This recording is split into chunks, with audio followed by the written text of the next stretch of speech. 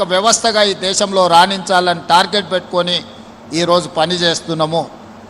ఇందులో భాగంగా ఈరోజు నిరంతరం మన అధికారులు, సహచర మంత్రివర్గ సభ్యులు, ఈ ప్రభుత్వం అంతా కార్యోన్ముఖులై పనిచేస్తున్నారు.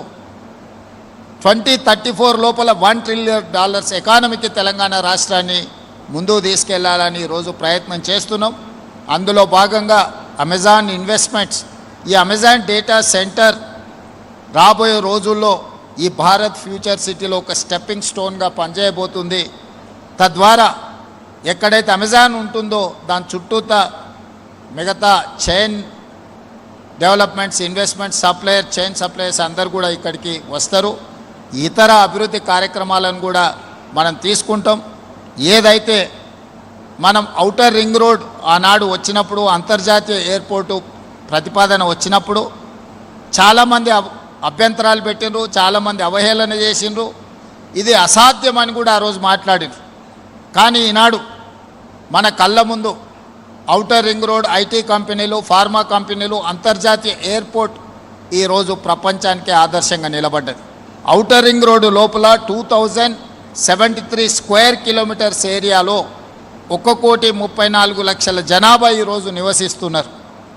మరి వాళ్ళందరికీ మౌలిక వసతులతో పాటు ఉద్యోగ ఉపాధి అవకాశాలు కల్పించాలి అని అంటే, అదేవిధంగా ప్రజలు అక్కడ నివసించాలి అంటే ఆ ప్రాంతాన్ని కాలుష్యరహిత నగరంగా తీర్చిదిద్దాలి. కాలుష్యరహిత నగరంగా తీర్చిదిద్దాలి అంటే నగరంలో ఉన్న పరిశ్రమలను తరలించాల్సిన అవసరం ఉన్నది. నగరంలో మూసీని ప్రక్షాళన చేసుకోవాల్సిన అవసరం ఉన్నది. నగరంలో మెట్రో విస్తరణ చేసుకోవాల్సిన అవసరం ఉన్నది. నగరంలో 3,000 ఆర్టీసీ బస్సులు ఈరోజు డీజిల్ ఇంధనం ద్వారా నడుస్తున్నాయి. ఈ 3,000 ఆర్టీసీ బస్సులను నగరం బయటికి తరలించి 3,000 ఆర్టీసీ బస్సులను ఈవీ వెహికల్స్గా మార్చడానికి ఈరోజు రాష్ట్ర ప్రభుత్వం ప్రణాళికలు సిద్ధం చేసింది. హైదరాబాదు నగరంలో 2 లక్షల ఆటోలు ఈరోజు డీజిల్ మీద ఆధారపడి నడుస్తున్నాయి. ఆ 2 లక్షల ఆటోలను కూడా రెట్రో ఫిట్టింగ్ ద్వారా ఈవీ ఆటోలుగా మార్చడానికి ఈరోజు తెలంగాణ రాష్ట్ర ప్రభుత్వం పనిచేస్తుంది. తెలంగాణ రాష్ట్రంలో కాలుష్యాన్ని తగ్గించడానికి రాష్ట్ర ప్రభుత్వం ఆదాయాన్ని కోల్పోయి తెలంగాణ రాష్ట్రంలో ఎవరు ఈవీ వెహికల్ కొనుక్కున్నా జీరో ట్యాక్స్, అసలు వాహనాల రిజిస్ట్రేషన్కి ఎలాంటి పన్నులు లేకుండా జీరో ట్యాక్స్ ఈరోజు ఈవీ వెహికల్స్ కొనుక్కోవడానికి అనుమతించినాం. ప్రతి సంవత్సరం 1,500 కోట్ల రూపాయలు రాష్ట్ర ప్రభుత్వం ఆదాయాన్ని కోల్పోతుంది.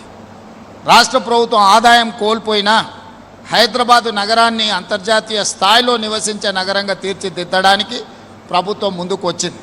ఈరోజు ఢిల్లీలో ఉన్న కాలుష్యం చూసిరు, ముంబైలో ఉన్న వరదలను చూసిరు, బెంగళూరులో ఉన్న ట్రాఫిక్ జామ్లను చూసిరు, చెన్నైలో ఉన్న సమస్యల్ని మీరు చూసిరు. ఈ మెట్రోపాలిటన్ నగరాలను చూసిన తర్వాత హైదరాబాదు నగరాన్ని కూడా వాటిలాగా తయారు చేస్తే రేపు భవిష్యత్ తరాలకు మనకు అన్యాయం చేసిన వాళ్ళు అవుతాం. అందుకే ఈరోజు మూసి ప్రక్షాళన, మెట్రో విస్తరణ, హైదరాబాద్లో ఉండే పరిశ్రమలను బయటికి తరలించడానికి దాన్ని మనము కోర్ అర్బన్ రీజియన్ ఎకానమీగా నేమ్ చేసుకున్నాం. It is called cure. We wanted to cure this area, 2073 kilometers area we wanted to cure from pollution. అందుకే ఈరోజు క్యూర్ ప్రాంతాన్ని సర్వీస్ సెక్టర్గా రీడిఫైన్ చేసుకుంటున్నాం. Outer ring road, outside regional ring road, inside 10,000 square kilometers manufacturing జోన్గా decide అయినాం. ఈరోజు investment, మొన్న energy సంబంధించిన పరిశ్రమ కానీ, ఈరోజు అమెజాన్ ఇన్వెస్ట్మెంట్ కానీ, ఈ పెరి అర్బన్ రీజియన్ ఎకానమీలో పెట్టుబడులను ప్రోత్సహిస్తున్నాం.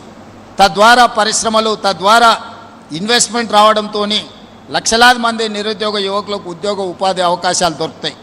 ఇప్పుడు ఇన్ఫ్రాస్ట్రక్చర్ డెవలప్మెంట్ మీద రాష్ట్ర ప్రభుత్వం ప్రత్యేకమైన ఫోకస్ పెట్టింది.